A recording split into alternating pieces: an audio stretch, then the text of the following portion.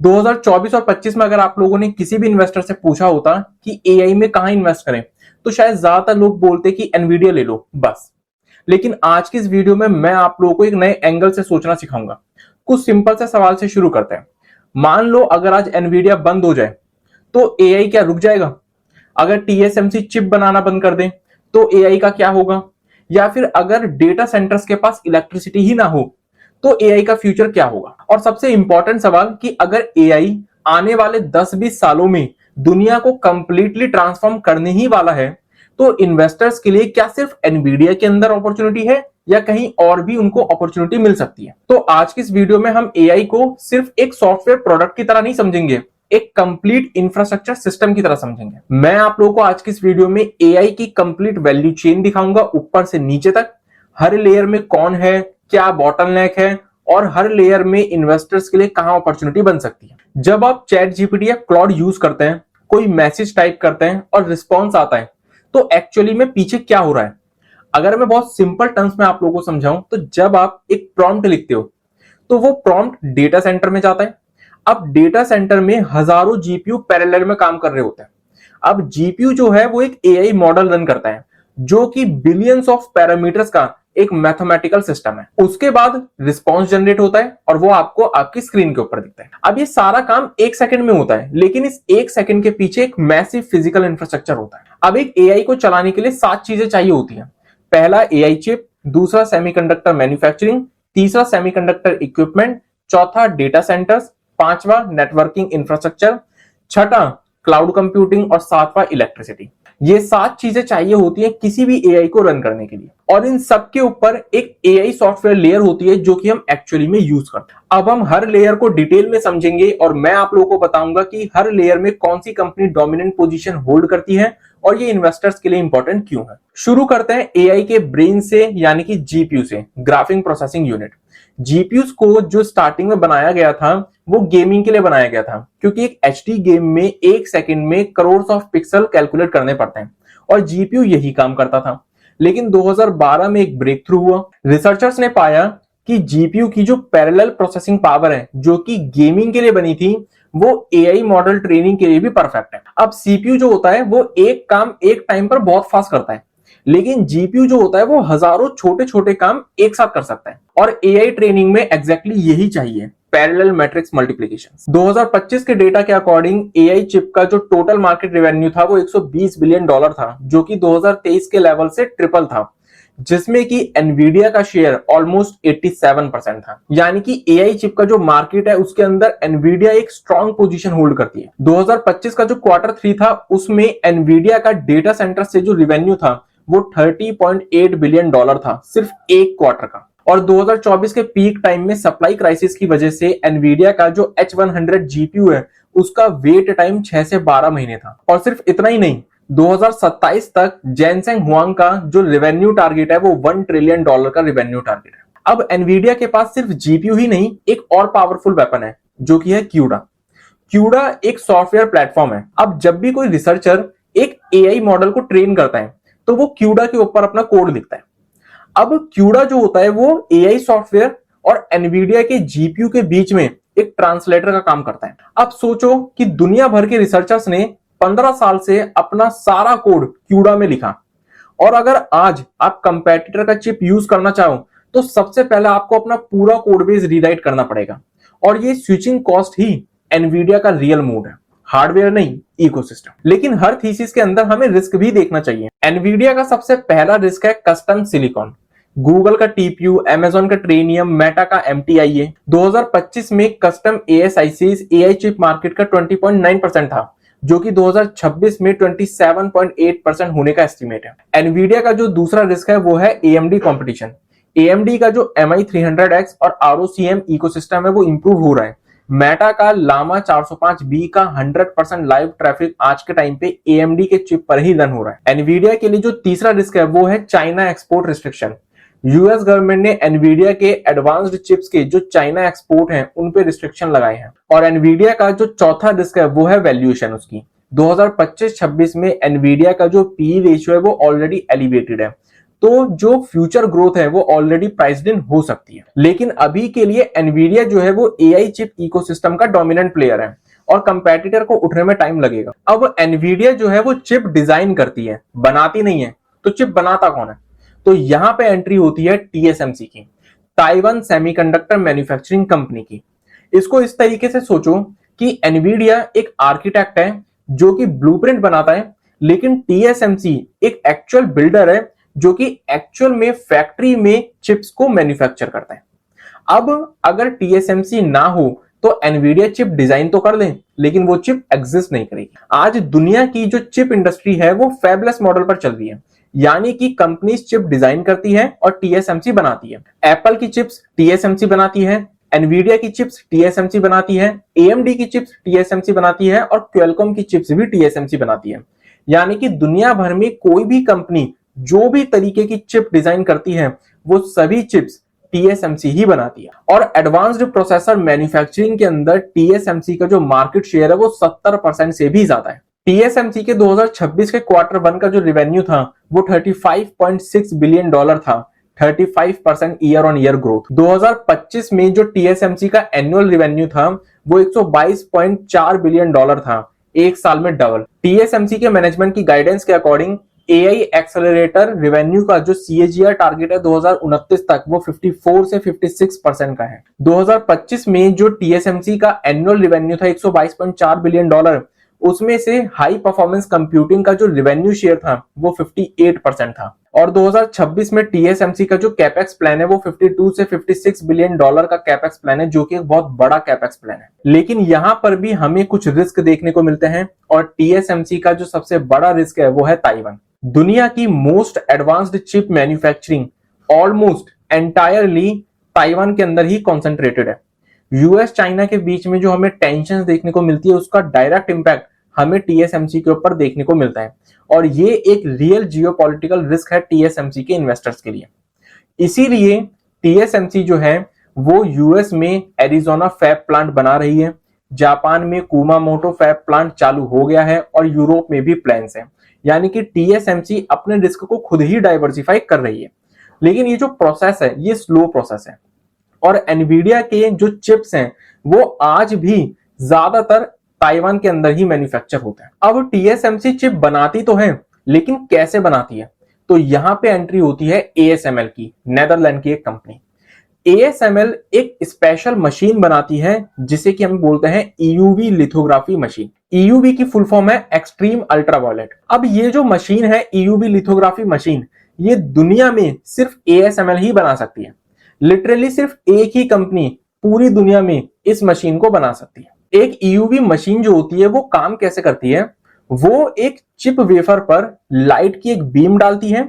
ये बीम इतनी प्रिसाइज होती है कि ये एटम्स के लेवल पर पैटर्न क्रिएट करती है, जो कि चिप के अंदर सर्किट्स बनते हैं। अब एक ईयूवी मशीन को बनाने में 1 लाख से भी ज्यादा पार्ट्स लगते हैं।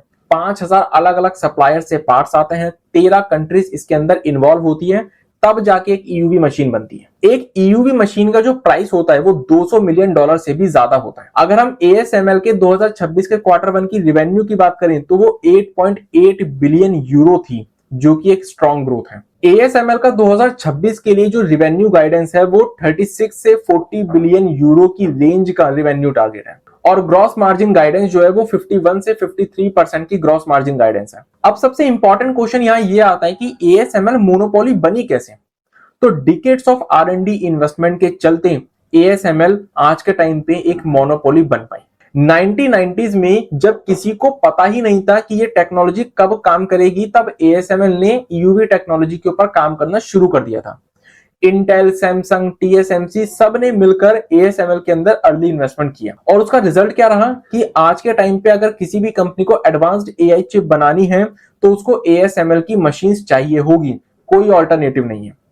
तो इसलिए एएसएमएल के बिना टीएसएमसी कुछ नहीं और टीएसएमसी के बिना एनवीडिया कुछ नहीं और एनवीडिया के बिना एआई कुछ नहीं। लेकिन अगर हम एएसएमएल के रिस्क की बात करें तो इसका सबसे बड़ा रिस्क है जियोपॉलिटिक्स, यूएस प्रेशर के चलते नेदरलैंड्स ने एएसएमएल की एडवांस्ड मशीन्स को चाइना को एक्सपोर्ट करना बंद कर दिया, जिससे कि एएसएमएल की जो रिवेन्यू ग्रोथ है वो शॉर्ट टर्म में लिमिट हो सकती है, यानी कि रिवेन्यू ग्रोथ के ऊपर हमें शॉर्ट टर्म में एक इंपैक्ट देखने को मिल सकता है। लेकिन नॉन चाइना एआई बूम जो है वो अभी भी मैसिव है।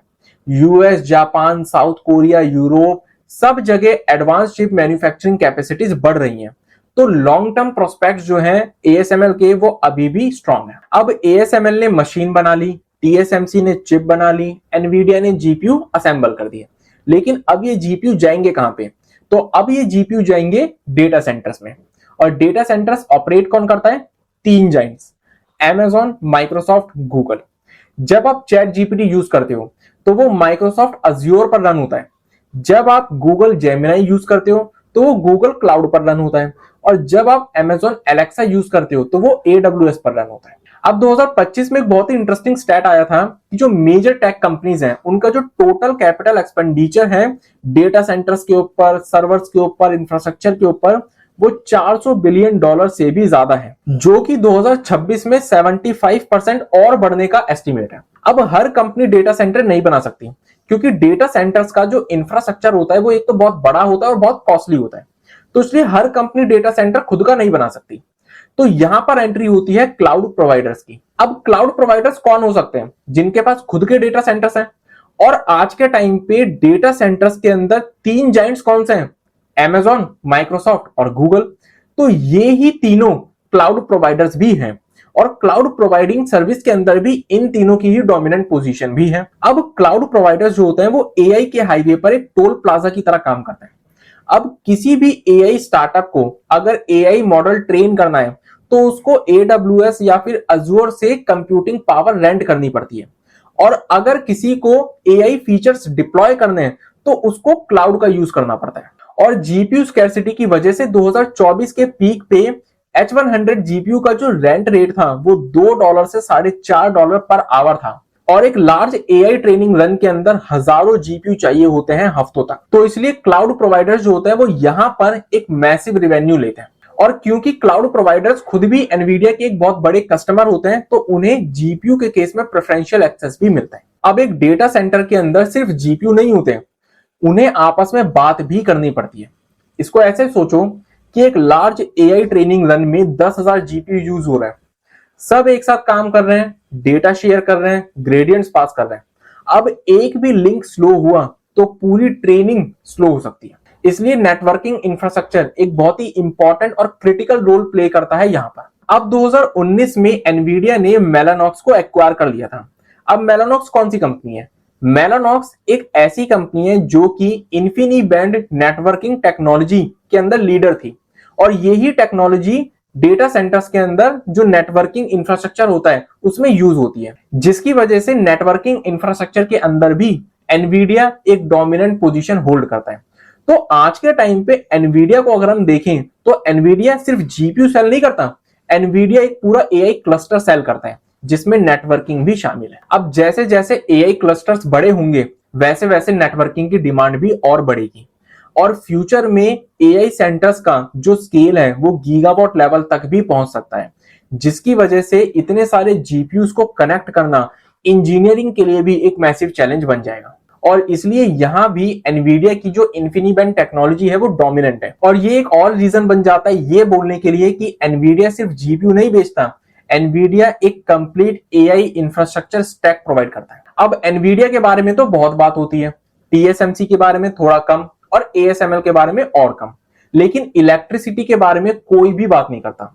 और मेरा मानना यह है कि इलेक्ट्रिसिटी और एनर्जी इंफ्रास्ट्रक्चर जो है वो आने वाले टाइम में एआई का एक बॉटलनेक बन सकता है। अगर हम 2024 के दुनिया भर के डेटा सेंटर्स की इलेक्ट्रिसिटी डिमांड की बात करें तो वो 460 टेरावाट आवर्स थी, जो कि पूरी दुनिया की टोटल इलेक्ट्रिसिटी का 1.5% है। 2025 में डेटा सेंटर्स की जो इलेक्ट्रिसिटी डिमांड है वो 17% बढ़ी थी एक साल में। और 2026 में जो डेटा सेंटर्स की इलेक्ट्रिसिटी डिमांड है वो 1000 टेरावाट आवर से भी ज्यादा होने की एस्टिमेशन है, जो कि जापान की टोटल कंजम्पशन के बराबर है। मैकेंसी के एस्टिमेट के अकॉर्डिंग 2030 तक सिर्फ यूएस के डेटा सेंटर्स से जो इलेक्ट्रिसिटी डिमांड है वो हमें 35 गीगावाट तक जाते हुए देखने को मिल सकती है। और गोल्डमैन सैक्स की प्रोजेक्शन के अकॉर्डिंग 2030 तक हमें सिर्फ डेटा सेंटर से ही जो इलेक्ट्रिसिटी की डिमांड है वो 160% तक बढ़ते हुए देखने को मिल सकती है। और ये एब्स्ट्रैक्ट्स सिर्फ नंबर नहीं है, रियल कॉन्स्टेंट्स हैं। यूएस यूटिलिटीज ऑलरेडी ओवरवेल्म्ड है।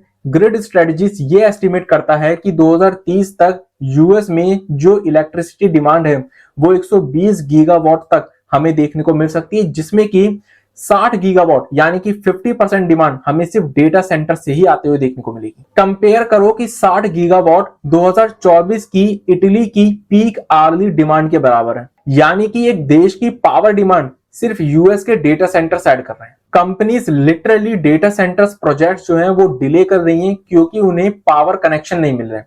ट्रांसफार्मर्स, ब्रेकर्स, स्विचेस सबकी शॉर्टेज है। सोचो एनवीडिया के पास जीपीयू है, टीएसएमसी ने चिप बना दी, डेटा सेंटर्स भी बन गए, लेकिन प्लग इन करने के लिए इलेक्ट्रिसिटी ही नहीं है।